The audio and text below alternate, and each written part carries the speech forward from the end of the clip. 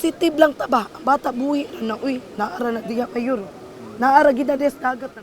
Taliwa sa kaguol, mas may patigbabaw ang pagtuo ni Alma Talingting nga buhi ra ang iyang 15 anyos nga anak nga si Sean nga na-missing human nga naligo og dagat kagahapong adlaw.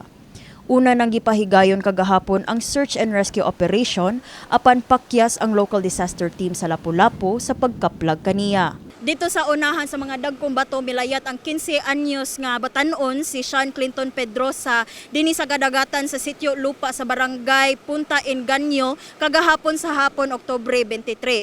Sa pagkaligo ni Sean kuyog ang iyang uyab, gipaubos ang tibok Sugbo sa signal number 1 tungod sa severe tropical storm Christine.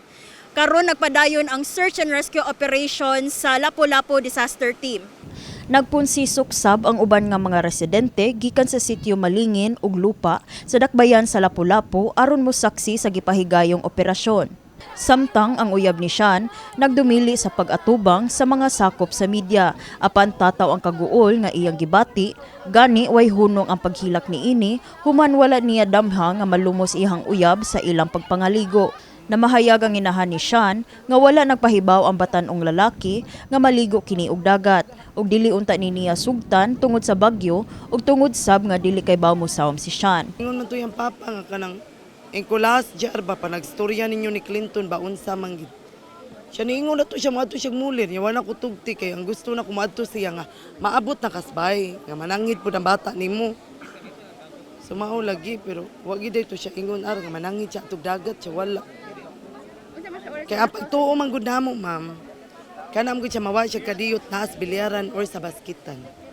Or aras iyang uyab, maura ginamo ah. Sa pagkutlo ni ining balita, wala gihapon makit-i si Sean human sa unang pagdive sa rescue divers ug dulan sa usa ka oras sa kadagatan sa Lapu-Lapu. Nagtinabangay ang City Environment and Natural Resources Offices, Concenro, Lapu-Lapu City Disaster Risk Reduction and Management Office, Philippine Coast Guard ug uban pa sa pagpangita kang Sean.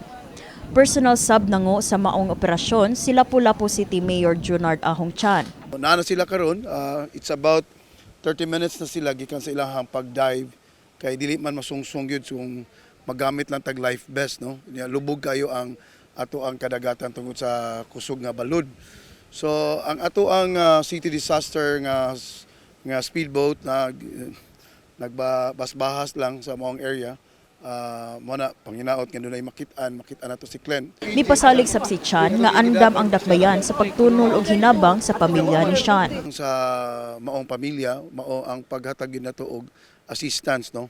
Na labi na karon down kayo sila na nining nahitabo sa kang Clint no. Mao na nga naa ang ato ang City Disaster Management Group headed by Sir Nigel Banasya ato ang gipa-take care ang maong family. Kini si Eliza May Piñaranda alang sa My TV Cebu.